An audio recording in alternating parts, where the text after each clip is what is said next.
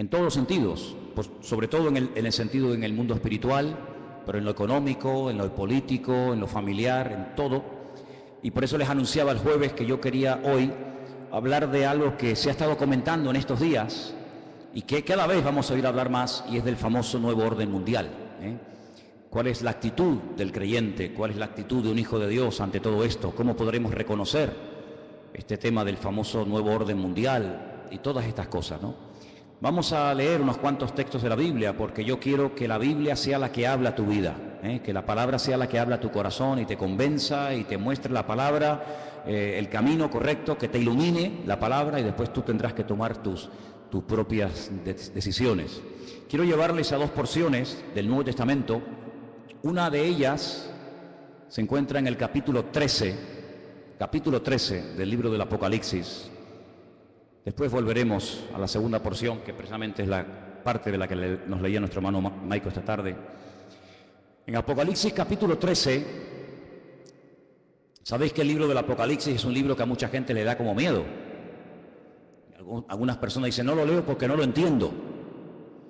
Sin embargo, el libro del Apocalipsis no se escribió para confundir a nadie, sino todo lo contrario.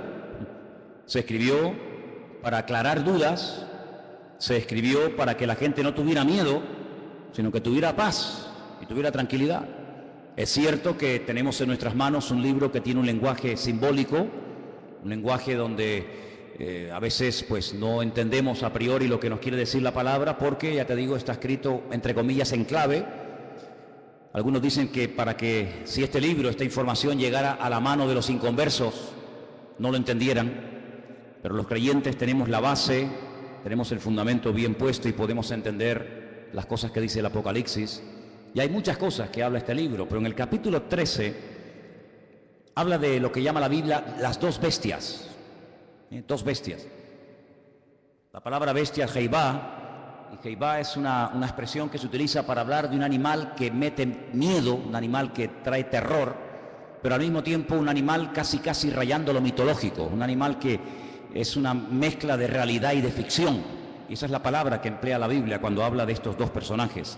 Capítulo 13, verso 1, dice así la palabra: me paré sobre la arena del mar y vi subir del mar una bestia que tenía, dice aquí, 7 cabezas y 10 cuernos. No hay ningún animal que hoy en día exista que sea así. Es algo totalmente metafórico, ¿no? En sus cuernos tenía 10 diademas y sobre sus cabezas un nombre blasfemo. La bestia que vi era semejante a un leopardo, pero sus pies eran como de oso y su boca como boca de león. Fíjate qué mezcla, ¿no? Y el dragón le dio poder, su trono y grande autoridad. 3 cosas, no te las olvides: poder, su trono y grande autoridad. Versículo 3. Vi a una de las cabezas como herida de muerte, pero su herida mortal fue sanada, y se maravilló toda la tierra en pos de la bestia. Adoraron al dragón, que le había dado autoridad a la bestia, y adoraron a la bestia, diciendo: ¿quién como la bestia y quién podrá luchar contra ella? También se le dio boca que hablaba grandes cosas y blasfemias, y se le dio autoridad para actuar 42 meses. Es lo mismo que decir 3 años y medio, o 1260 días, como también se dice en otro texto, Abrió su boca en blasfemia contra Dios, para blasfemar de su nombre y de su tabernáculo y de los que moran en el cielo. Se le permitió hacer guerra contra los santos y vencerlos. También se le dio autoridad sobre toda tribu, pueblo, lengua y nación. Y la adoraron todos los moradores de la tierra cuyos nombres no están escritos en el libro de la vida del Cordero, que fue inmolado desde el principio del mundo. Si alguno tiene oído para oír, que oiga. Después en el versículo 11 habla de otra bestia. Si os dais cuenta, dice después vi otra. No es la misma, es otra bestia. Pero si os dais cuenta, dice que esta bestia subía de la tierra. Sin embargo, en el capítulo 13, verso 1, dice que la primera bestia subía del mar. ¿Lo veis ahí? Vi subir del mar El versículo 11 dice, otra bestia que vi subir de la tierra. Son dos entidades completamente diferentes la una de la otra. A lo largo de la historia, la humanidad ha conocido muchos sistemas de gobierno. Ha conocido durante un tiempo, parte de la humanidad durante un tiempo conoció un sistema que ya prácticamente no existe, pero que se llamaba la teocracia. Era Dios, el creador, gobernando al pueblo y llevando la palabra a través de sus profetas. Y fue un periodo muy hermoso de la historia, donde Dios hacía las funciones de gobernante o de rey, su pueblo obedecía, y cuando Dios tenía que comunicarse o transmitir un mensaje al pueblo, como lo acabo de decir, lo transmitía a través de sus siervos los profetas. Después dice la Biblia que decidieron cambiar y dejar ese sistema y entraron en un sistema llamado monarquía. Y el rey moría y su hijo ocupaba el lugar, y en fin, todos sabemos que es otro sistema de gobierno. El mundo ha conocido la monarquía, la teocracia, el comunismo, el capitalismo, la democracia, gobiernos de derechas, gobiernos de centro, gobiernos de izquierda, gobiernos comunistas, gobiernos socialistas. En fin, hay cantidad de formas de llevar a este mundo, pues, por distintos caminos. Pero la Biblia nos habla de un nuevo orden, de un nuevo gobierno, que en cierto sentido tendrá un poco de todo lo que les acabo de comentar. Tendrá un poco de monarquía, un poco de comunismo, un poco de democracia, un poco de capitalismo. Será como una especie de mezcla, pero también es un sistema completamente nuevo. El hombre nunca ha visto ese sistema de gobierno que en los últimos tiempos se levantará, y se levantará del antiguo territorio que ocupó el Imperio Romano.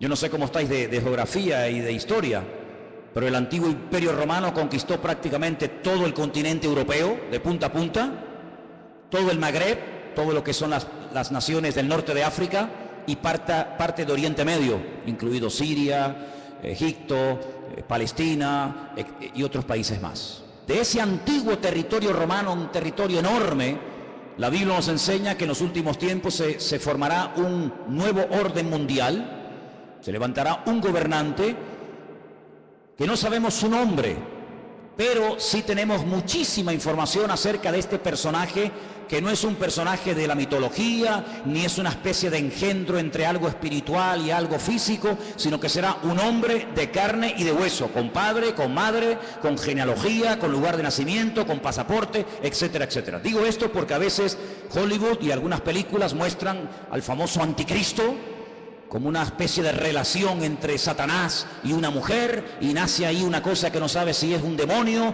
o es un niño. Olvídense de eso. El anticristo, y dicho sea de paso, el único en la Biblia que llama a este personaje el anticristo es el apóstol Juan. Esa palabra no aparece en ninguna parte de la Biblia, sino solamente cuando Juan habla de este personaje. Anticristo, alguien que se opone a Cristo, alguien que ocupa el lugar de Cristo, porque el anticristo no será un ateo. Satanás no es tonto. Satanás sabe perfectamente que lo espiritual siempre al hombre le tira, por un camino o por otro. Luego el anticristo no será un ateo, sino será una persona que caerá en lo más bajo que puede caer un ser humano, y es en la egolatría. Es pretender recibir adoración como si fuera un dios. Esto no es nada nuevo. Ya en Egipto, en Roma y en otros imperios se ha visto como el hombre ha querido ser adorado, y al faraón se le llamaba el hijo del dios Ra, el hijo del sol, y en Roma sabemos que miles de personas fueron matados y fueron asesinados y fueron quemados porque querían recibir adoración y querían incluso que se les presentara sacrificios y flores y reconocimiento. Así que el anticristo será una persona que al principio, digamos que, entre comillas, respetará todos los cultos, todas las creencias, todas las religiones, todo vale, no pasa nada, pero vamos a ver cómo después la Biblia nos dice que pega un cambio, y vamos a ver cómo a lo espiritual le va a dar una importancia tremenda, porque el anticristo, que en el Antiguo Testamento se le llama God, G-O-G, cuando usted lee, por ejemplo, los libros del profeta Ezequiel, usted se va a dar cuenta de que al que llamamos nosotros el anticristo, en el Antiguo Testamento se le llama God. Fijaros qué cosa tan interesante.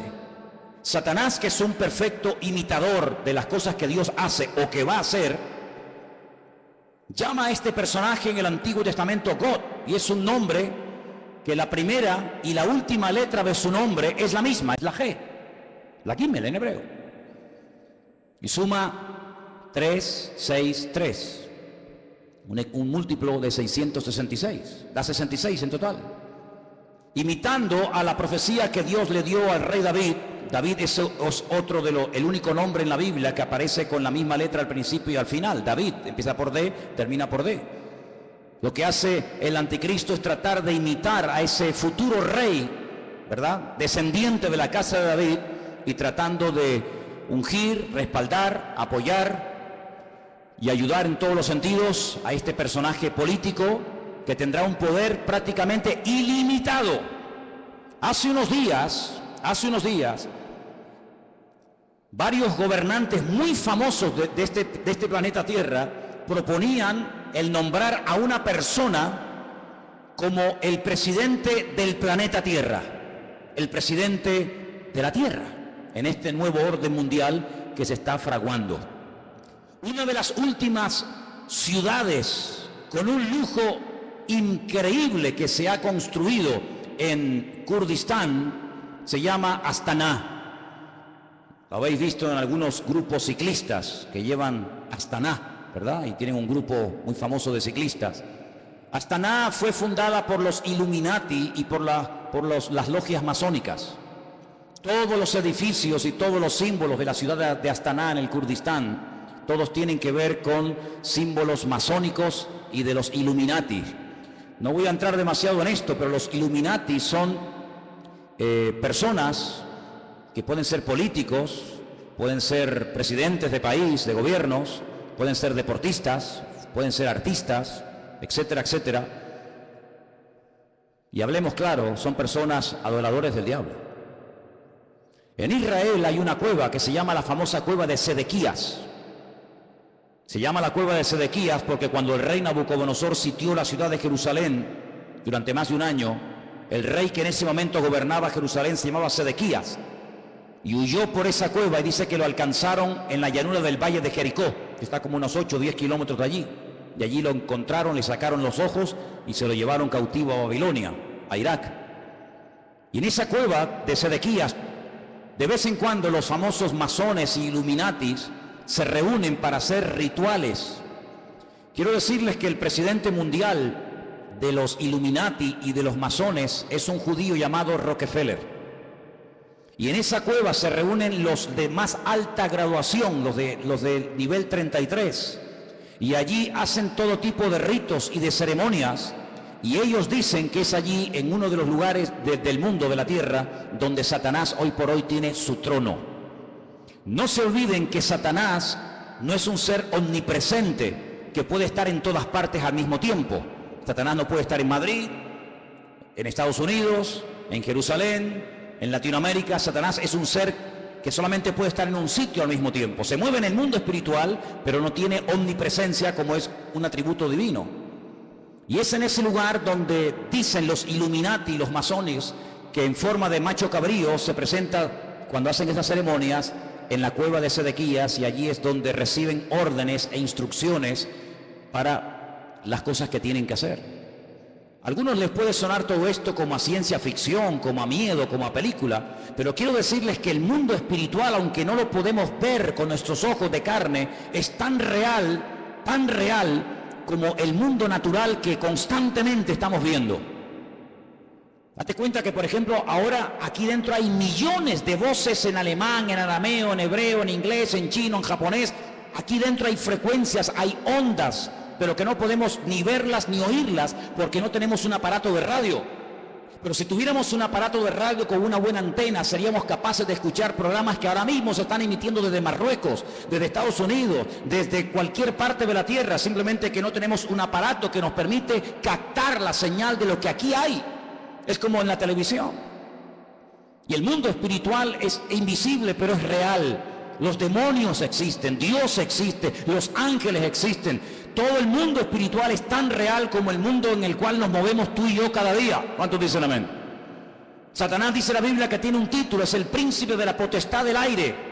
Él se mueve con una velocidad abismal en la atmósfera.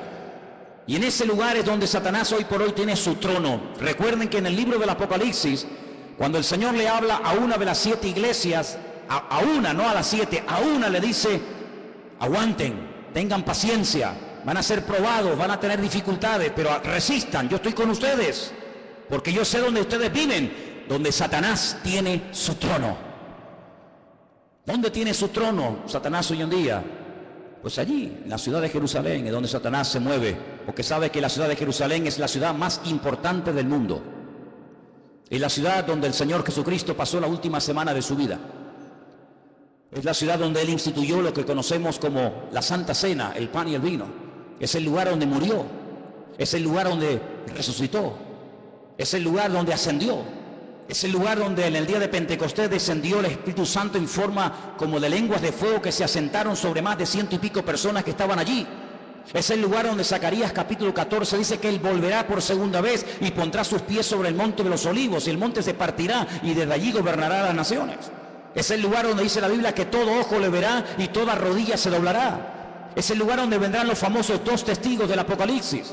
Es el lugar donde Dios tendrá su sede de gobierno. Es una ciudad mencionada en más de 3.500 ocasiones en la Biblia, en el Antiguo Testamento. Es una ciudad importantísima. Es un lugar donde se está orando permanentemente, de noche y de día, por esa ciudad, pero es un lugar también donde Satanás tiene puestos sus ojos, porque sabe lo que allí va a pasar y lo que allí ya está pasando. Así que el anticristo, no el falso profeta, el anticristo, el cuerno pequeño, como lo llama Daniel, el hombre de pecado, el hijo de desobediencia, el inicuo, esta persona cruel y despiadada, tendrá durante 3 años y medio un poder impresionante como no nos podemos ni imaginar. Esta es la última oportunidad que Satanás tiene para destruir a las naciones, para engañar al ser humano. Esta es la última oportunidad, la última bala en la recámara que le queda al diablo por hurtar, matar y destruir, dice la palabra de Dios. Así que se viene un sistema de gobierno que nunca en la vida el ser humano ha visto. Pero, como hemos leído, este hombre, este falso Cristo, este falso Mesías, el anticristo, dice la Biblia que hará alianza, escuchen bien, hará pacto y tendrá el respaldo económico y espiritual de un ente espiritual, por así decirlo, de un grupo religioso que la Biblia lo denomina la Gran Ramera o la Gran Babilonia. ¿Y quién es esta Gran Ramera? ¿Quién es la Gran Babilonia? Bueno, voy a leerles algunas cosas y ustedes lleguen a sus propias conclusiones. La Biblia dice en el libro del Apocalipsis, seguimos en Apocalipsis capítulo 17, que esta Gran Ramera, Babilonia, la madre de las rameras, que ha contaminado a toda la tierra. Versículo 1 dice: vi a uno de los 7 ángeles que tenía las 7 copas y habló conmigo y me dijo: ven acá y te mostraré la sentencia contra la gran ramera, la que está sentada sobre muchas aguas. La palabra aguas en el libro del Apocalipsis no se refiere a agua, sino que la interpretación de aguas la tienen ustedes. Hacemos un pequeño salto en el 17:15. Vean la interpretación. Las aguas que has visto donde la ramera se sienta, ¿qué es? Son pueblos, muchedumbres, naciones y lenguas. Esa es la interpretación de la palabra aguas. Entonces, vino a mí uno de los 7 ángeles que tenía las 7 copas y habló conmigo y me dijo: ven acá y te mostraré la sentencia contra la gran ramera, la que se ha sentado sobre pueblos, muchedumbres, naciones y lenguas. ¿Veis cómo lo podéis entender mejor? Versículo 2: con la cual han fornicado los reyes de la tierra y los moradores de la tierra se han embriagado con el vino de su fornicación. Me llevó el Señor en el espíritu al desierto. La palabra desierto en hebreo es Bamidbar, es el lugar donde Dios habla, en la soledad, en la quietud, en la calma, donde Dios saca a su pueblo para hablarle y revelarle cosas profundas de su corazón. Y dice que allí vio una mujer sentada sobre una bestia escarlata, llena de nombres de blasfemia, que tenía 7 cabezas y 10 cuernos. ¿Cómo estaba vestida esa mujer? Esa institución religiosa, ¿cómo se vestía? Dice que se vestía de púrpura. Interesante, ¿no? Y de escarlata. Estaba adornada de oro, de piedras preciosas, de perlas, y tenía en su mano un cáliz de oro lleno de abominaciones y de la inmundicia de su fornicación. Así se vestían sus ministros, de púrpura y de escarlata, y tenía joyas y piedras preciosas en abundancia. Ahora, analicemos hoy en día en el espectro espiritual de nuestro planeta Tierra, vayamos una por una a ver quiénes pueden ser. Por ejemplo, ¿cómo visten los budistas? Si viéramos en este momento a un budista, seguramente lo veríamos con la cabeza rapada. Veo muchos budistas en esta tarde aquí. Iría seguramente, si tiene algo de pelo, con una especie de trenza. Iría con una túnica de color naranja. Ese es el color de los ministros budistas.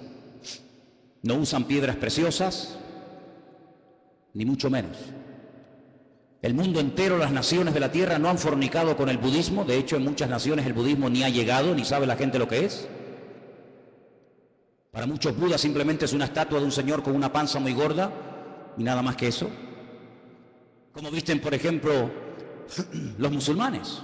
No visten de púrpura ni de escarlata. No han gobernado sobre todas las naciones de la tierra, sobre muchas sí, pero no sobre todas las naciones de la tierra.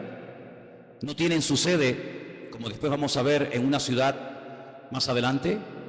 ¿Cómo visten los testigos de Jehová, los mormones? ¿Qué institución? Y no hace falta que lo digan. Se viste de púrpura y de escarlata y tiene piedras preciosas y riqueza en abundancia. ¿Cuál es el hombre que tiene más poder de convocatoria que simplemente con hacer así te junta 1 millón de personas en décimas de segundo? Un hombre que es capaz de ir a África, a América, a Japón, a la China, a Cuba, a cualquier país de la tierra. Es el hombre que tiene más poder de convocatoria que nadie, más que Obama, más que cualquier deportista. Hay un hombre que simplemente con hacer así junta como nada, 1 millón de personas, y los reyes de la tierra le tienen que besar la mano. Incluso el rey de España ha ido y se le ha inclinado. ¿Qué te parece, amigo? Y por si los datos te parecen cortos, en el versículo 18 dice: la mujer que has visto es la gran ciudad que reina, no que reinará, dice que reina sobre los reyes de la tierra. Allí donde la gran ramera tiene su sede. ¿Y cuál era la ciudad que en el momento de escribir el libro del Apocalipsis reinaba sobre toda la tierra? Si seguimos leyendo un poco más adelante, capítulo 17, versículo 8 dice: la bestia que has visto era y no es, y está para subir del abismo e ir a perdición, y los moradores de la tierra, aquellos nombres que no están escritos no están escritos de la fundación del mundo en el libro de la vida, se asombraron viendo a la bestia que era y que no es. Es increíble, amados hermanos, ver cómo el anticristo se hará de la fuerza política, económica y espiritual de esta institución religiosa que la Biblia nos enseña que harán uña y carne en los últimos tiempos.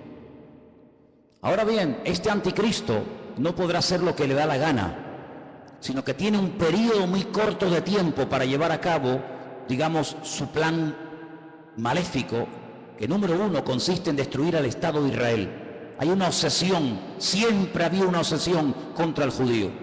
El judío es el chivo expiatorio de la historia. Cuando en Alemania había crisis y cuando Alemania no levantaba cabeza, incluso había perdido territorio en la Primera Guerra Mundial, ¿a quién se le echó la culpa? A los judíos. ¿Quiénes pagaron los platos rotos en la Segunda Guerra Mundial? Fundamentalmente los judíos y otras personas también, pero mayoritariamente los judíos. Cada vez que hay un problema, cada vez que hay un conflicto, la culpa la tiene el judío. Hay centenares y centenares de libros que nos hablan acerca de que si no existiera ese pequeño país que tiene tan solo 300 kilómetros de largo, 22.000 kilómetros cuadrados, un país que prácticamente es que ni se ve en el mapa, un 0,7% de la población mundial, todos los problemas del mundo se solucionarían. Pero permítame decirles que durante la Primera Guerra Mundial Israel no existía y hubo una guerra mundial. Y durante la Segunda Guerra Mundial Israel no existía y se mataron 60 millones de personas en territorio europeo y esa gente no existía, no estaban allí como pueblo. Pero siempre se ha tratado de buscar una especie de chivo expiatorio al cual echarle la culpa de todos los problemas. Y hay muchos libros que dicen que si Israel no existiera, si ese país no existiera, si se arrasara completamente a esta gente, el mundo sería un mundo de paz, un mundo más equilibrado, un mundo donde no habría tantas guerras y rumores de guerras. Así que el primer objetivo de este personaje es ganarse la confianza del Estado de Israel. ¿Y cómo se ganará según la Biblia la confianza de los judíos para que durante un tiempo corto, pero al fin y al cabo un tiempo, lo apoyen? Pues muy fácilmente, permitiéndoles cumplir el sueño que todo judío tiene durante 2000 años. No lo han perdido jamás. Han estado de aquí para allá, los han matado, los han quemado, los han crucificado, les han hecho de todo, pero siempre han tenido una obsesión en la mente, y es poder volver a Jerusalén y poder volver a ver reconstruido el templo de Jerusalén. El templo de Jerusalén fue destruido en el año 70 por las tropas romanas capitaneadas por Tito, el hijo de Vespasiano, y desde el año 70 de la era cristiana hasta hoy, allí no hay templo. Los romanos araron aquel lugar, le cambiaron el nombre a Jerusalén y le pusieron Aelia Capitolina, le cambiaron el nombre de Israel por Palestina, para que nunca más nadie se acordara que una vez hubo una ciudad en la historia de la humanidad llamada Jerusalén y un país llamado Israel. Pero todos sabemos que ese país ahí sí sigue existiendo. 7 guerras, ningún país moderno ha tenido que soportar 7 guerras, donde incluso ha tenido que pelear a veces hasta con 14 naciones a la vez. 14 naciones se han unido por tierra, por mar y por aire para destruir a esta gente, y en las 7 ocasiones no han podido hacerlo. Pero la Biblia nos enseña, y lo dice muy claramente en Ezequiel, en Daniel, en Zacarías, etcétera, que el enemigo intentará destruir a esta nación con armas nucleares. Y la palabra de Dios nos enseña que en un valle que está a las afueras de Jerusalén, llamado el Valle de Jezreel o el Valle de Megido, se llevará a cabo una batalla tremenda que hasta la Biblia ya ha dado el nombre de dicha batalla, la famosa batalla de Armagedón. De hecho hay películas, ¿no?, que se llaman Armagedón. Y dice la Biblia que allí vendrán naciones de todas partes de la tierra. Atacarán por el norte, por el sur, por el este y por el oeste, por tierra, por mar y por aire. Y será un tiempo de angustia para Israel.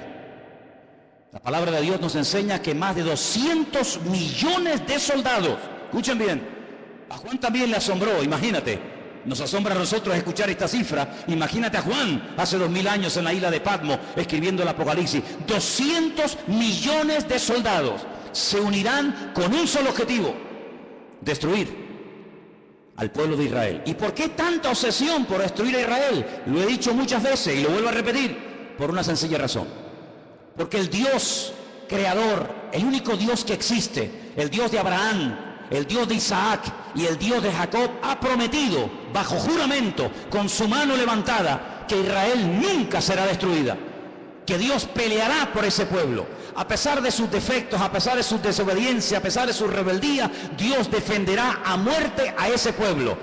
El país, la nación, el imperio que sea capaz de destruir a Israel demostrará, número uno, o que Dios miente o que Dios no existe. Si Dios ha prometido defender a Israel a muerte y que nunca ninguna nación, ningún pueblo, ningún país, ninguna arma forjada se podrá nunca levantar contra esta gente y ser destruida. Si alguien logra destruir a Israel, si alguien logra botarlos al mar como intentó Jordania hace años atrás, pues simplemente demostrará que lo que Dios prometió era mentira, o que tal vez Dios ni siquiera existe, el Dios de ellos. Por lo tanto, el enemigo está tratando de demostrar por todos los medios habidos y por haber que Dios miente. Ya lo hizo en el principio de los tiempos, en el libro del Génesis. Cuando se acerca a la primera mujer, le dice: ¿por qué no comes? ¿Por qué no desobedeces a Dios? Y la mujer dijo: porque Dios nos dijo que si pecamos y si desobedecemos la ley de Dios, vamos a morir. Y Satanás le dice: Dios te ha mentido, no es verdad, tú no vas a morir. Lo que pasa es que Dios sabe que si comes de este árbol, si desobedeces a Dios, le harás la competencia, le harás sombra y serás otro Dios. Y eso Dios no quiere que ocurra. Y la Biblia nos enseña que aquella persona le creyó a diablo, le creyó a Satanás y le creyó a la mentira. Y así como la verdad te hace libre, la mentira te esclaviza y te destruye. Por eso a lo largo de la historia, desde Caín hasta nuestros días, Satanás ha intentado destruir al pueblo de Israel, al Dios de Israel. ¿Por qué? Porque él quiere ser adorado y reconocido. Y el anticristo, este hombre, este líder político, exigirá que se le adore. Dice la Biblia que cuando el templo de Jerusalén sea reconstruido, y quiero decirles que he estado muchas veces en Israel, muchísimas veces, y cada vez que he ido he tenido la oportunidad y la bendición de poder ir al Museo del Templo, donde puedes ver absolutamente todo, salvo el arca del pacto.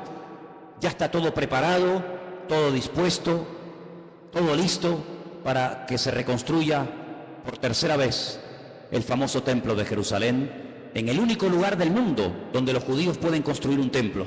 Los judíos no son como los evangélicos, que pueden construir iglesias en cualquier parte, o como los católicos, que construyen catedrales en cualquier ciudad del mundo. El judío tiene la orden, la prohibición de no edificar ningún templo en ninguna parte de la tierra, salvo en el monte Moriah, donde miles de años atrás el patriarca Abraham subió a lo alto de esa montaña a sacrificar a su hijo.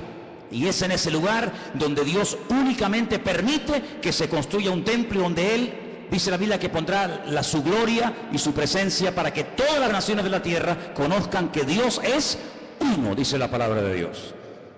¿Por qué no lo hacen? Tienen poder para hacerlo. En 1967, en junio del 67, el 7 de junio del 67, la Biblia nos enseña, o la historia, perdón, nos enseña que las tropas de Israel entraron y conquistaron toda la ciudad de Jerusalén. No podían entrar en Jerusalén, pero en el 67 tomaron toda la ciudad. Subieron a lo alto del monte, pero le dejaron hasta el día de hoy a Jordania que administre las explanadas del templo, donde está la famosa mezquita de Omar y la famosa mezquita de Al-Aqsa.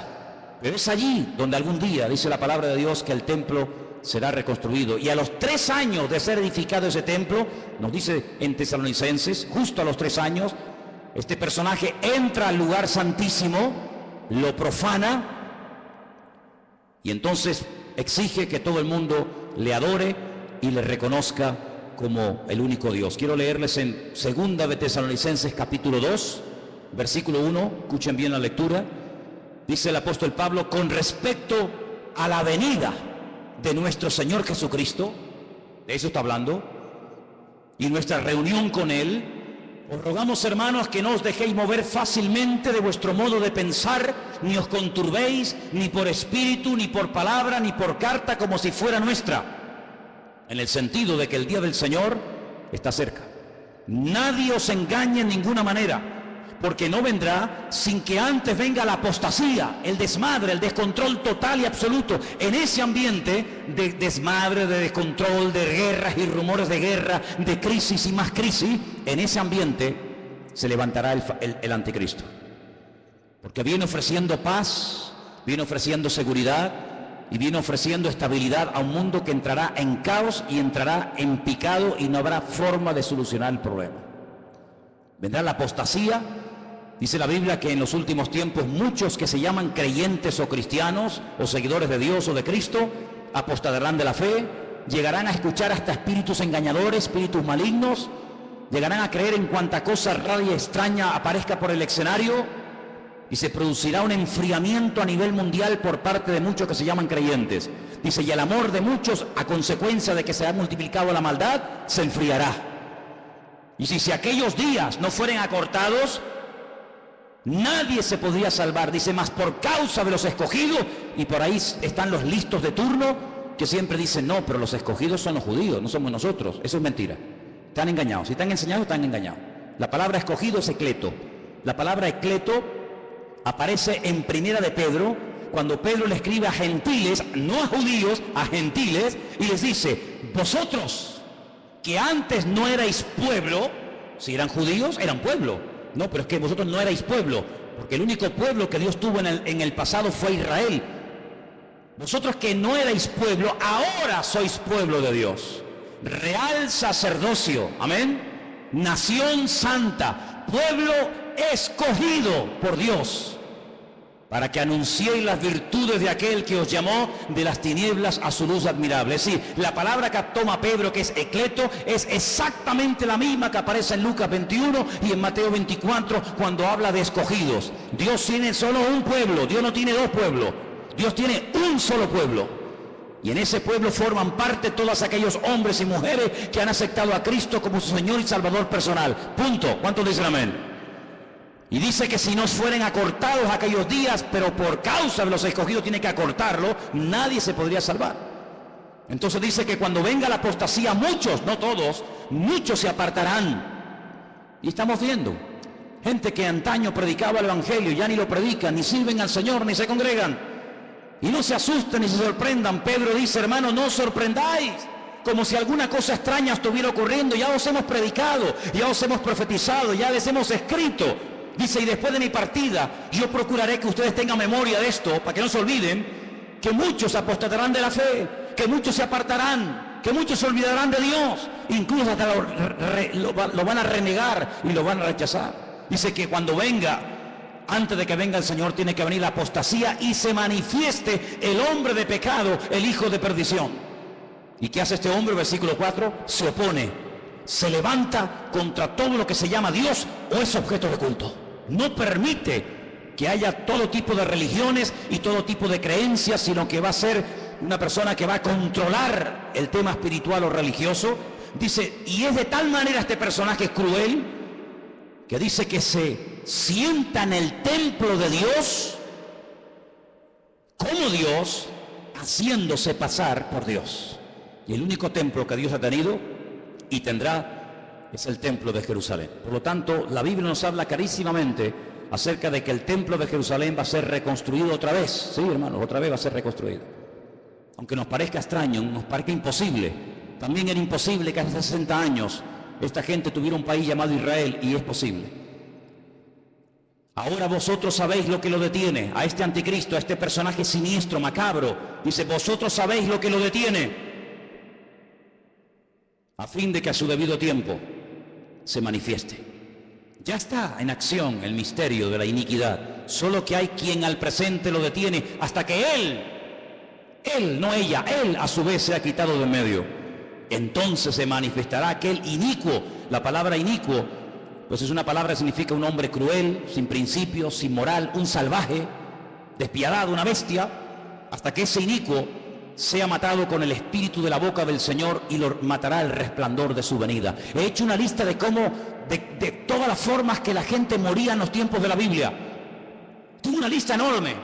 Hay gente que murió comida por perros, gente que murió comida por gusanos, gente que murió crucificada, gente que murió apedreada, gente que murió quemada, gente que murió a palos, gente que murió clavados con un asta, empalados. Hay un montón de tipos de muertes en la Biblia, pero nadie ha muerto como morirá el anticristo. Dice que lo matará el resplandor de la venida de nuestro Señor Jesucristo. Así como el resplandor de la gloria del Señor tiró al suelo al apóstol Pablo y se convirtió y sirvió al Señor con toda su alma y con todo su corazón hasta el último minuto de su vida, el anticristo morirá no de forma natural, sino morirá por el resplandor de la gloria y de la presencia del Señor. Y dice la Biblia hasta dónde va a ser enterrado. Por ejemplo, si quieren saberlo, en Ezequiel 39, del 11 al 14, lean en casa este texto, repito, Ezequiel 39, del 11 al 14, y dice que allí, en Israel, en un valle, Dios le tiene preparada sepultura al anticristo para que todos los que pasen por aquel lugar sepan que hasta aquí, amigo, hasta aquí te permitió el Señor llegar, y aquí tienes sepultura para que todo el mundo que pase sepan que hasta aquí llegó tu fuerza y llegó tu capacidad. ¿Qué te parece? Así que este personaje es un personaje político que tendrá el apoyo de esta institución llamada, según la Biblia, la Gran Ramera o la Gran Babilonia, y durante 3 años y medio atormentará a las naciones. Durante 3 años y medio tratará de llevar a las naciones al auténtico desastre y al auténtico caos. Y hay muchos datos acerca de este personaje en la Biblia. Les voy a leer algunos. Se van a quedar sorprendidos lo que la Biblia nos dice acerca de este hombre. Por ejemplo, en capítulo 7 de Daniel, miren lo que dice acerca de este personaje. Daniel 7. Los 10 cuernos significan que aquel reino se levantarán 10 reyes, después se levantará otro, el cual dice será diferente, totalmente diferente. Hablará palabras contra el Altísimo, fíjate, está obsesionado con Dios. Hablará palabras contra el Altísimo, contra los santos del Altísimo y los quebrantará. Pensará, fíjate qué cosa, pensará en cambiar los tiempos y la ley. Hacer un calendario nuevo, leyes nuevas. Qué curioso que la semana pasada, a punto de que se firme este nuevo tratado de libre comercio, donde desaparecerán los aranceles y los impuestos que hay que pagar en la aduana, y podrán viajar las mercancías desde China a Estados Unidos, a Europa, de Europa a Oriente Medio, etcétera.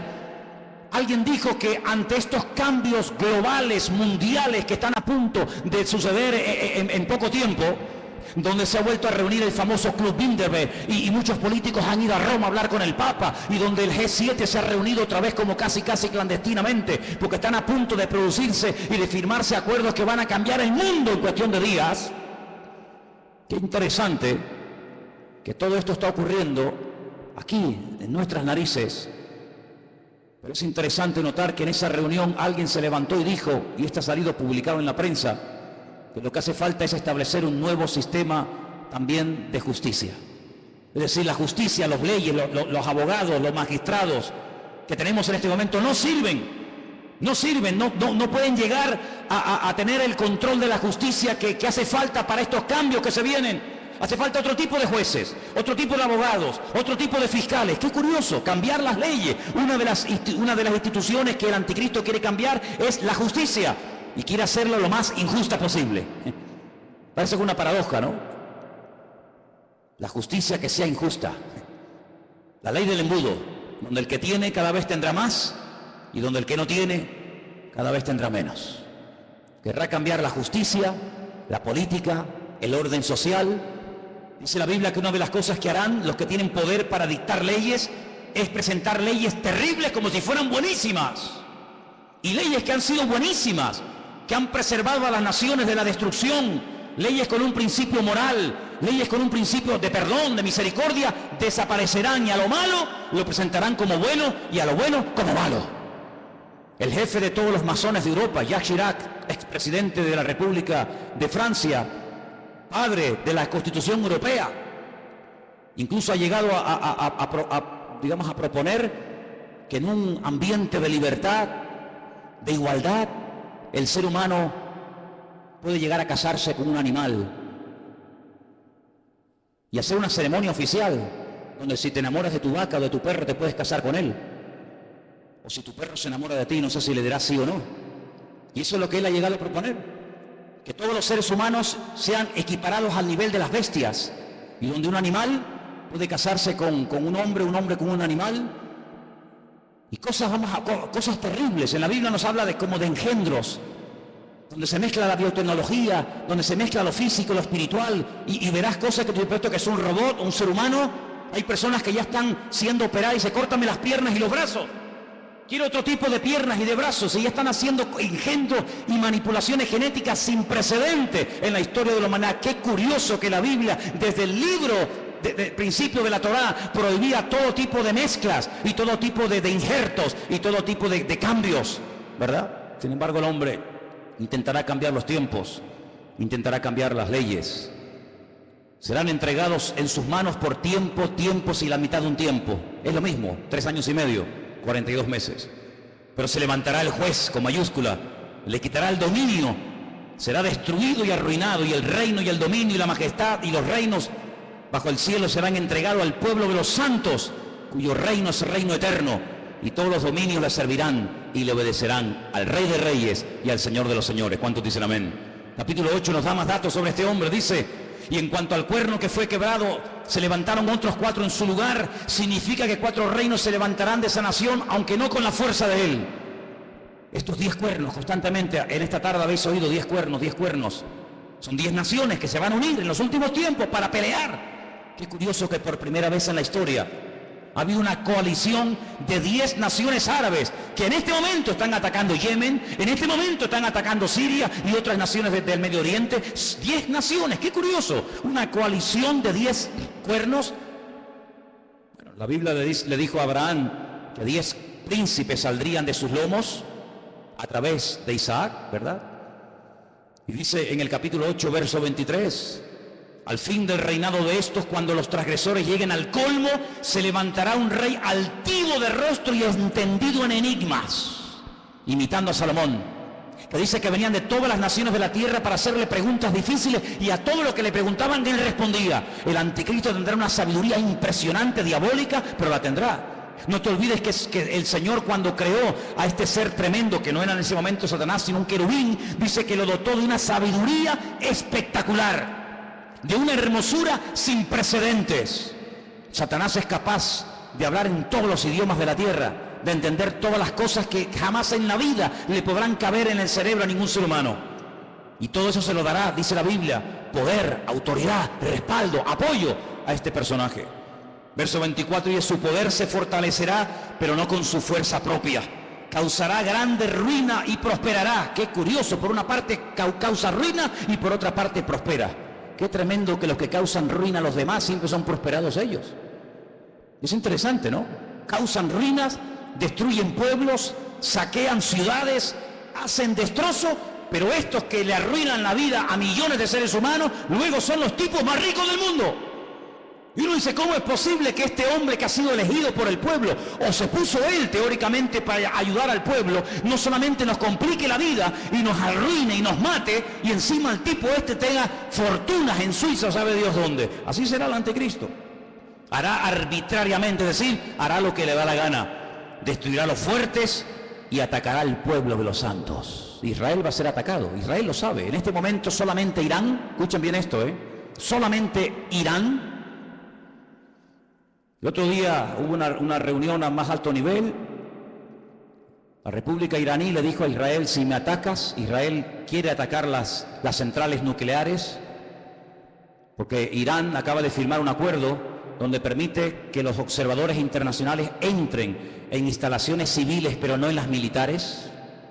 Insiste continuamente de que todo el arsenal que Rusia le está proporcionando de uranio es simplemente para hacerle la vida a los iraníes más fáciles. Pero todo el mundo sabe, porque lo han dicho, no es nada que se oculte, porque lo han dicho, que el objetivo de ellos es literalmente hacer un festival nuclear en la ciudad de Jerusalén. Arrasar a Israel y borrarlos de la faz de la tierra. Israel se está pensando muy seriamente hace mucho tiempo atacar las bases militares nucleares. Irán le dijo, si me atacas, tengo en este momento 80.000 misiles apuntando hacia la ciudad de Jerusalén. ¿Qué te parece, amigo? Solamente Irán, sin contar otras naciones que le rodean. 120 millones de enemigos contra 7 millones. Es una desproporción muy grande, ¿verdad? 120 millones contra 7 millones. Con su sagacidad hará prosperar el engaño. Todo lo que estamos viendo de corrupción, de engaño, de ladrones y sinvergüenzas que han saqueado y robado lo que les ha dado la gana, que entran por una puerta y salen por la otra, todo esto es simplemente un pequeño botón de muestra, como preparándonos psicológica y mentalmente para lo que viene. Dice que este hombre, con sagacidad, con trampas, con triquiñuelas, con mentiras, hará prosperar el engaño, se engrandecerá en su corazón y sin previo aviso atacará y destruirá a muchos. Estoy leyendo la Biblia, no estoy leyendo nada raro, estoy leyendo la Biblia. Se levantará contra el príncipe de los príncipes, pero será quebrantado, aunque no por mano humana. Fijaros cómo el enemigo ha ido adaptando la estrategia según los tiempos. Caín, el primer asesino, se levanta y mata a su hermano Abel, pero no mató ni a su padre, ni a su madre, ni al otro hermano. Dejó a más gente viva que los que realmente mató, ¿sí o no? Qué curioso, Caín mató a uno, pero dejó vivo a más gente. Cuando pasa el tiempo, dice la Biblia que otra persona que también tiene el mismo espíritu de Caín, pero elevado a la máxima potencia, va más allá y dice, en vez de matar a uno, matemos a todos, pero solamente a los varones. Y deja a todas las mujeres vivas. Sabemos también que Moisés se salvó y etcétera. Pero fíjate, Caín mató a uno, pero dejó vivos a otros. Pero Faraón quería matar a todos los varones y la muerte iba en aumento. Pero cuando no lo consiguió, el mismo espíritu de Caín que habitó en Faraón salpicó y se apoderó de aquel rey perverso de Amán, allí en los tiempos de la reina Esther, y dijo, no solamente a los hombres, sino a los hombres, a las mujeres, a los niños, y arrasemos con todo. Es decir, que no ha ido a menos, sino que la maldad siempre ha ido a más, siempre ha ido a más. Por lo tanto, todo lo que hemos visto a lo largo de la historia son simplemente pequeñas pinceladas de lo que le espera a esta tierra. Si saltamos al capítulo 11 de Daniel, sigue dando datos muy interesantes. Dice aquí: hará este rey según su voluntad. Se ensoberbecerá, se engrandecerá sobre todo Dios, y contra el Dios de los dioses hablará. Y dice aquí: y prosperará. Es increíble, ¿eh? Y prosperará. Por eso dice la Biblia: no tengas envidia del hombre malo que prospera en su camino. Porque a veces los malos también son prosperados, pero no por Dios. Y dice aquí: hasta que sea consumada la ira y lo que está determinado se cumpla. Ahora fíjate qué dato tan interesante. Yo sé, y algunos seguramente me lo harán notar, que en el texto original no existen palabras con mayúscula y palabras con minúscula. No existe ni en griego ni en hebreo palabras con mayúscula y con minúscula, que en nuestro idioma es muy importante, porque no es lo mismo la palabra Dios con minúscula que la palabra Dios con mayúscula. No es lo mismo la palabra Señor con minúscula que la palabra Señor para referirnos a Dios en mayúscula. En la Biblia hay un término específico para cada palabra, por lo tanto no hace falta recurrir a esto de mayúsculas y minúsculas. Pero en nuestra Biblia dice en mayúscula: del Dios de sus padres. Luego, sus padres eran creyentes. Los padres del anticristo eran creyentes del verdadero Dios, porque dice: del Dios, repito, con mayúscula, de sus padres no hará caso. Fue criado en una educación, digamos, religiosa, correcta, con el Dios verdadero, lo mamó en la casa con sus padres, pero dice: no hará caso de ese Dios, de esa enseñanza, y dice algo interesante que puede tener varias interpretaciones: ni del amor de las mujeres hará caso. ¿Quiere decir que será un homosexual? ¿Que no se casará? Interprételo usted como quiera, pero dice que a este hombre no le interesa perder el tiempo. Ustedes saben que cuando un hombre se enamora de una mujer se vuelve medio idiota, medio tonto, ¿no? Por lo tanto, él dice: yo tengo un objetivo, y si enamorarme de esta o de aquella me va a quitar mi tiempo, dice, ni hará caso de las mujeres. Increíble. No respetará a Dios alguno, porque contra todo se engrandecerá. Honrará en su lugar al Dios de las fortalezas. Y tú dices: ¿este quién es? El Dios de las fortalezas. No hará caso del Dios verdadero que sus padres le inculcaron y le enseñaron. Dejará ese Dios verdadero y comenzará a adorar, dice aquí, al Dios de las fortalezas. Ahora, el libro de Daniel es el único libro de la Biblia que está escrito en dos idiomas diferentes. Todos los libros del Antiguo Testamento están escritos en hebreo y los del Nuevo Testamento en griego, pero Daniel no. Daniel, parte del libro está escrito en arameo y parte está escrito en hebreo. Se lee igual, pero significa lo mismo. Cuando usted lee: del Dios de las fortalezas lo honrará, dice textualmente: Alá Maozín. Y menciona la palabra Alá. ¿Saben que las siguientes Biblias que se van a vender dentro de muy poco tiempo, que ya están en circulación en las iglesias evangélicas, dirá, por ejemplo, en el principio creó Alá los cielos y la tierra? ¿Sabían que la palabra Elohim o Dios desaparecerá de muchas Biblias en los próximos años y aparecerá la palabra Alá? ¿Sabían eso? Pues vete espabilando. De Alá, del Dios de la guerra, como dice el texto, a ese Dios adorará. Dice: Dios que sus padres no conocieron. No tiene nada que ver la adoración a ese Dios con el Dios que sus padres le enseñaron. Y dice: lo honrará con oro y con plata, con piedras preciosas y con cosas de alto precio. Hermanos, esto se escribió hace más de 3000 años, ¿eh? Es impresionante cómo hace más de 3000 años el profeta Daniel sabía detalles de la vida de este hombre que en aquel momento lógicamente no existía y que está a punto de aparecer.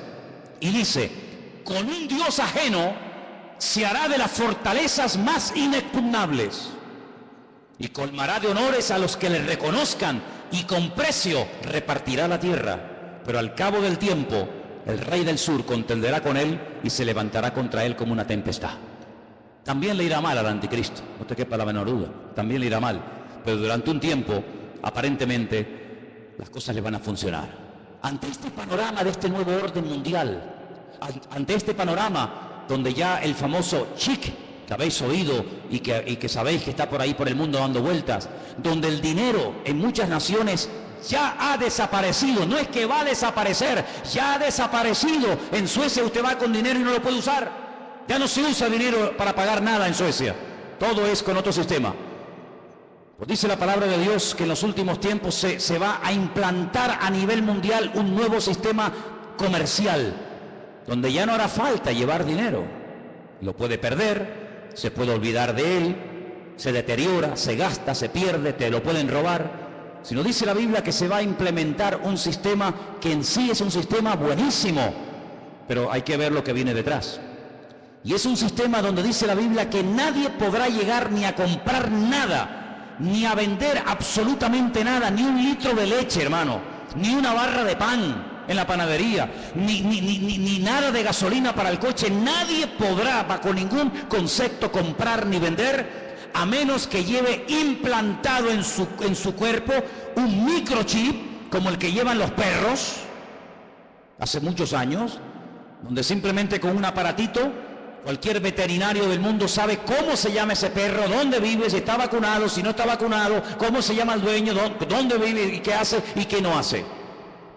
Es un pequeño microchip alimentado con una pequeña pila de litio implantado en la piel, de tal manera que usted en cualquier momento puede llegar a una ferretería, a una carpintería, a una farmacia, a donde quiera, simplemente usted pasando su mano, automáticamente le descuentan de su cuenta bancaria lo que supuestamente usted puede tener. Así no tiene problema de que nadie le robe, de que nadie le quite nada. Y usted dirá, pero eso es una locura. No es ninguna locura. Muchísimos soldados del ejército norteamericano, muchísimos multimillonarios ya le están poniendo a sus hijos esta especie de microchip. ¿Por qué? Porque tiene muchas ventajas, aparentemente. Y es que usted está localizado 24 horas del día, aunque esté metido en un submarino bajo tierra o bajo el mar. Usted está localizado permanentemente, porque los satélites captan esa señal, captan esa radiofrecuencia en cualquier lugar donde usted se encuentre. ¿Cómo podía saber Juan, un pescador de Galilea, hace 2000 años atrás, en un pequeño país llamado Israel, que algún día en el mundo, en el planeta Tierra, habría un sistema tan sofisticado, donde la gente ya no usaría dinero para comprar, ni para vender, ni para viajar, sino que simplemente llevando ahí una especie de chip en la mano, pasándolo por una especie de escáner o de máquina, la gente podía llevar una vida normal? ¿Cómo podía ese hombre saber eso hace 2000 años? No lo sabía. Dios se lo dijo. Y Dios se lo reveló. Porque aquí el que controla el pasado, el presente y el futuro es nuestro Dios. Y el Apocalipsis está escrito en pasado. Porque esa es una de las características del tema profético en la Biblia, que el futuro se cuenta en pasado. Y por eso dice la Escritura que para conocer el futuro hay que conocer el pasado. Porque el que no conoce lo que Dios ha hecho, no sabrá nunca lo que Dios hará en el futuro. ¿Qué podemos hacer los que nos llamamos cristianos o queremos ir en serio con el Señor ante este panorama? Bueno, es interesante notar que una de las profecías que se tenía que cumplir en los últimos tiempos es que el río Éufrates, saben que Irak está bañada por dos grandes ríos, el Éufrates y el Tigris, es una de las zonas donde estaba el famoso jardín del Edén. Llegaría un momento que se tendría que secar para que tropas del norte, dirigidas por Rusia, vinieran en dirección a la tierra gloriosa, entrando por los famosos altos del Golán, en el norte de Israel. Bueno, pues Siria construyó hace ya muchos años una presa que deja totalmente seco el río Éufrates, así, en cuestión de minutos. Eso está profetizado también en el libro del Apocalipsis. La palabra del Señor nos enseña que los tiempos se acortan, y dice Mateo capítulo 24 lo que tenemos que hacer en estos tiempos los creyentes, y te lo leo. Mateo 24, del 37 en adelante, presta atención a lo que dice la palabra. Dice así: como en los días de Noé, así será la venida del Hijo del Hombre. Como en los días de Noé. ¿Cómo eran los días de Noé? ¿Cómo era su generación, sus vecinos, sus amigos? ¿Cómo vivía la gente en aquellos tiempos? Dice la Biblia que había violencia y agresividad por todas partes. No piensen ustedes que se vive tan tranquilo en todas partes de la tierra como de momento vivimos aquí. Muchos de los que están aquí pueden dar testimonio de que naciones hermosas y tremendamente ricas, es muy difícil hoy por hoy vivir en ellas debido al alto índice de muerte, de destrucción que hay. La gente tiene miedo a salir a las calles. Dice la Biblia que llegará el momento en el que la gente más pacífica, aquella chica que cuando caminaba dice que ni siquiera se atrevía a poner el pie en tierra, de lo delicado y de dulce que era, ten cuidado porque se te puede llegar a convertir en tu peor enemigo. Donde los padres serán capaces de entregar a sus hijos, donde los hijos serán capaces de traicionar y de vender a sus padres, etcétera, etcétera. Como los días de Noé, violencia, agresividad, perversión, algo impresionante. Si nos metiéramos a dar datos de la cantidad de perversión que hay con niños, con jovencitas en muchas partes del mundo y muchas muy cerca de aquí, nos quedaríamos realmente sorprendidos de ver cómo hemos superado con creces a las famosas ciudades de Sodoma y Gomorra. La perversión ha llegado a unos niveles indescriptibles. Sigo leyendo en el versículo 38. Porque como en los días antes, días hermano, no años, días antes del diluvio, ¿qué hacían? Comían, bebían, se casaban, se daban en casamiento hasta el día en que no entró en el arca. ¿Cómo es posible que está a punto de venir un diluvio, que vamos a morir todos como ratas, que no hay escapatoria? Y te estés casando, pero ¿casando para qué? Si mañana vamos a morir todos. Y haciendo negocios a largo plazo, y haciendo inversiones, y comprando, y vendiendo, y comiendo, y bebiendo, cuando te quedan 20 horas de vida. Oye, si tú supieras, dime la verdad, hermano y hermana, si tú supieras con toda seguridad que te queda una hora de vida, ¿qué harías? Dime qué harías. ¿Llamarías ahora a tu hijo, a tu hija? ¿Harías algo? No, todavía queda mucho tiempo, sí. Esa actitud de indiferencia, de decir, bueno, no hay tanta prisa, tampoco es para tanto, no exageres tanto, Manolo, que todavía queda mucho tiempo, que soy muy joven, que queda mucha vida por delante. Sí, también al que enterré ayer le quedaba mucha vida por delante. Y con 44 años recién cumplido el lunes, ahora está donde todos sabemos que está. Toda la vida le quedaba por delante, claro. Un chaval con 44 años, pues, hombre, pues imagínate tú lo que puedes vivir, casi otros 40 años más. Pues no, se acostó a las 9 de la noche. Y a las 7 de la mañana, su vida se apagó. ¿Qué te parece? Días antes del diluvio, Noé estuvo predicando y diciendo a la gente, viene el diluvio, que Dios va en serio, Dios te ha dado oportunidad, otra, y mañana, y pasado, y nada, y no hacían caso. Así será la venida del Hijo del Hombre. Dice, no entendieron. Oye, ¿no te ha pasado? Gente inteligente, gente con más o menos un mínimo de cultura, un mínimo de, no sé, de luz, que tú le hablas de cualquier cosa y todo lo entienden. Le hablas de política, 3 horas hablando de política. Le hablas de fútbol, va a venir, te cuento. Le hablas de lo que quieras. Tocas el tema de la Biblia, tocas el tema del Señor y son los más torpes del mundo. Y un tío tan listo, un tío tan sabio, un tío tan espabilado, un tío que se ha buscado la vida toda la vida, de todo entiende y de todo sabe. Lo dejas en el desierto y el tío sobrevive. Lo dejas en el Himalaya y el tío se busca la vida. Cuando le hablas del Señor, no entiende nada. ¿Leíste la Biblia? Sí, pero no la entendí. Pero tío, ¿cómo es posible que leas el periódico, leas la revista y todo lo entiende? Y cuando te hablo de Dios, no entendieron. Hay como una nube, hay como una ceguera espiritual. ¿Por qué se creen que comencé el culto cantando abre mis ojos? ¿Piensan que todo esto es casualidad? ¿Que detrás de esto no hay oración y preparación? Y diciendo, Dios mío, háblanos. Claro que lo hay. Abre mis ojos, ¿pero a qué? A la realidad espiritual de lo que se cierra y de lo que viene, hermanos. No entendieron hasta que vino el diluvio. Cuando entendieron era demasiado tarde. Claro, entendiste, pero ya no hay tiempo. Se los llevó a todos. Así será también la venida del Hijo del Hombre. ¿Qué te parece, amigo? Algunos no tuvieron miedo la primera vez que se metieron un pico en las venas. No tuvieron miedo ninguno.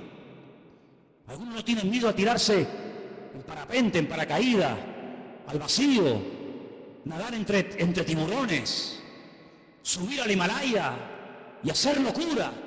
Y venga a beber, y otra. No tienen miedo, pero cuando llega la hora de poner ese valor al servicio de Dios son unos cobardes. Y la Biblia los llama así, La gente que no tiene valor para creerle a Dios los llama cobardes. Valientes para lo malo, cobardes para lo bueno. ¿No entendieron? Dice, pero por eso estarán dos en el campo. Uno se va y otro se queda. Dos mujeres estarán moliendo en un molino. La una será tomada y la otra será dejada. Y ahora viene la palabra, escúchala. Velad, velad, porque no sabéis a qué hora. Es verdad, pero tal y como están las cosas, la hora no la podemos saber. Pero ¿qué quieres que te diga? Viendo todas las piezas del puzzle, uno las va juntando por aquí, las va juntando por allá, lo que oye por aquí, lo que oye por allá, lo que me cuenta fulano, lo que yo he leído, lo que me han contado, lo que yo veo tal, y va juntando y dice, Dios mío, nos queda poco, la hora imposible. Pero el Señor está cerca. ¿Cuántos lo saben? Sabed esto, que si el padre de familia supiera que hora el ladrón va a venir, velaría y no dejaría minar su casa. Lógico. Si yo sé que esta noche a las 3 de la mañana me va a venir alguien a robar la casa, yo no duermo. Yo no lo voy a recibir con una Biblia, Yo me hago de un palo o de un hacha, lo que haga falta. Que venga a las 3 de la mañana, que venga. Te voy a dar la del pulpo, te voy a dar. Pero si yo no sé que viene a las 3, yo me voy a dormir, me levanto mañana y cuando me levanto digo, ¡ay va! Que me han robado, que me han quitado esto, que me han quitado lo otro. Pero dice la Biblia, cuando tú sabes que el Señor viene pronto, tú no estás distraído, tú no estás atontado, tú no estás agobiado. ¿Qué es lo que hace el diablo? A uno los revienta a trabajar, como a los judíos en Egipto. Que trabajen como mulas. Así no piensan, así van a llegar a la noche a la cama rendidos. Pero el diablo también a otro le dice, no trabajes tanto. ¿Para qué trabajar tanto? Y los tiene todo el día ociosos, sin pegar palo al agua, y entran en depresiones. Se aburren, comienzan a tontear con esta, a tontear con el otro, mensajitos a este, mensajitos al otro. Entonces los dos extremos, o te revienta a trabajar para que no tengas tiempo ni para orar, ni para leer la Biblia, ni para congregar. No, estoy muy cansado, no puedo, no es que no tengo tiempo. O te lleva al otro extremo y dice, no pegues un palo al agua, no seas tonto. Y estás todo el día buscando un juguetito en lo que entretenerte. ¿Qué te parece? El diablo no es tonto, El diablo no es tonto. Sabed esto, que si el padre supiese a qué hora habría de venir, velaría y no dejaría mirar su casa. Por lo tanto, tenéis que estar preparados, porque el Hijo del Hombre vendrá a la hora que no pensáis. ¿Cuántos dicen amén? Os voy a dar una cita para que la leáis tranquilamente en casa. Se titula El Anticristo. Está en Primera de Juan 2, del 18 al 24. El Anticristo. Una de las características de este hombre, ¿cuál será? Ahí está. Primera de Juan 2, del 18 al 24. Algunos dirán, bueno, pero cuando, hermanos, las cosas se pongan feas, difíciles, cuando empiece a ocurrir todo esto, los creyentes no vamos a estar, ¿no? Entonces, ¿para qué se escribió la Biblia? Si no vamos a estar, ¿para qué se escribió? Tanta tinta, tanto libro, tanta literatura, tanta advertencia, tanta profecía, tanto mensaje. Si al final no vamos a estar, está perdiendo el tiempo. Es que se escribió tanto para que el pueblo de Dios no fuera sorprendido. Alguien dijo hace 150 años, escucha bien esto, hace 150 años, alguien dijo, tranquilos hermanos, cuando empiecen las persecuciones, cuando empiecen las matanzas, cuando empiece el mundo a ponerse difícil y duro, el Señor arrebatará su iglesia y aquí no estaremos ninguno. Esto lo dijeron hace 150 años. Es decir, durante 2000 años los creyentes se han estado preparando para servir al Señor a las duras y a las maduras, con persecución o con aplausos. Pero claro, por ahí cayó en buena tierra, entre comillas, la enseñanza de que los creyentes no iban a estar en tiempos de persecución. Sin embargo, nuestros hermanos de Irak, de Siria, de Corea del Norte y de tantas y tantas naciones que están muriendo quemados, vivos, apaleados, crucificados, degollados como si fueran animales, ¿son ellos creyentes o no? ¿Estarán ellos en pecado y por eso Dios les paga así? Cuando dice la palabra de Dios que los mártires nos tienen que dar ejemplo a todos y a cada uno de nosotros. Por lo tanto, velemos y oremos, porque las cosas no van a ir a mejor. Todo esto de pactos, que si Podemos, que si el PP, que si... Hay algunos que son tan ingenuos, tan tontos, que creen que todo se va a solucionar a base de habla, que te habla y promete y te doy, y tú aquí y tú allá. El Señor dice, la maldad se multiplicará y le sorprenderá a todos, me da igual del signo que sean, como los dolores a la mujer que está a punto de dar a luz, dice, y no escaparán, sino que vendrá sobre ellos la destrucción repentina. Nosotros no tenemos la confianza puesta en el PP, yo por lo menos no, a lo mejor alguno aquí sí. Yo no confío ni en el PP, ni en el PSOE, ni en Ciudadanos, ni en el otro, ni el Melena, yo no confío en ninguno de ellos, porque todos son hijos del diablo. ¿O no? ¿O no? Porque estás conmigo o estás contra mí. ¿Cómo voy a poner yo mi confianza en el hombre? Maldito el hombre que confía en el hombre. Nosotros ponemos nuestra confianza en el Señor, Dios Todopoderoso. Él no nos va a fallar. Estemos en el diluvio, estemos en la tormenta, estemos en la cárcel o estemos fuera, yo estaré contigo todos los días hasta el fin del mundo y nadie te podrá hacer frente en todos los días de tu vida. Eso es lo que nos dice el Señor y a eso tenemos que agarrarnos ahora más que nunca. Por eso llevo años diciendo cada semana, oh hermanos oremos, hermanos busquemos al Señor, métanse en la palabra, dejen de perder tiempo en tontería, no hagan planes que tú no... hablando de planes, ¿cuántos de los que están aquí tienen planes y meten al Señor en sus planes? Es que lo tenía aquí apuntado y no me puedo ir sin decirlo. ¿Incluyes a Dios en tus planes? A ver, ¿sí o no? Pues lo estás haciendo fatal. Fatal. Que no puedo incluir a Dios en mis planes, no. Pero hermano, no te entiendo. Espera, déjame que te explique. Pues si no te vas a quedar así. Tú no tienes que incluir a Dios en tus planes. Tú tienes que meterte en los planes de Dios. ¿Ves la diferencia? Yo tengo planes, quiero ser médico, quiero ser abogado, quiero estudiar 5 carreras, quiero casarme con un chico alto, guapo, rubio, maravilloso, que habla inglés, arameo, francés, chino, japonés, tenga un coche, un yate, un avión. Claro, esos son tus planes. Y Señor, me tienes que ayudar, me tienes que ayudar, amigo, Tú tienes tus planes, tus proyectos, y ahora me caso, y ahora me divorcio, y ahora compro, y ahora vendo, y ahora voy a la playa, y ahora voy al monte. Tú tienes tus planes y metes a Dios en tus planes. Te equivocas rotundamente, no has entendido nada. Y tú dices, pero ¿cómo se predica en esta iglesia así? Amigo, aquí estamos para esto. Si quieres más la papita dulce, vete allá a la esquina que está la guardería Heidi. Aquí yo te digo que la única manera de ir de gloria en gloria y de victoria en victoria no es metiendo a Dios en mi agenda, sino metiéndome yo en su agenda y en sus planes y en sus proyectos. Y entonces Dios te va a bendecir y Dios te va a ayudar. No metas a Dios en tu vida, métete tú en el Señor y entonces el Señor te va a ayudar. Y se abre la puerta, o se cierra la puerta, poder decir gloria a Dios, porque Dios está conmigo y nadie me podrá frenar en los días de mi vida. Aleluya. ¿Cómo que tus planes? ¿Qué dices, amigo? ¿Cómo que tus planes? Ya no vivo yo. Ya no vivo yo, es Él el que vive en mí.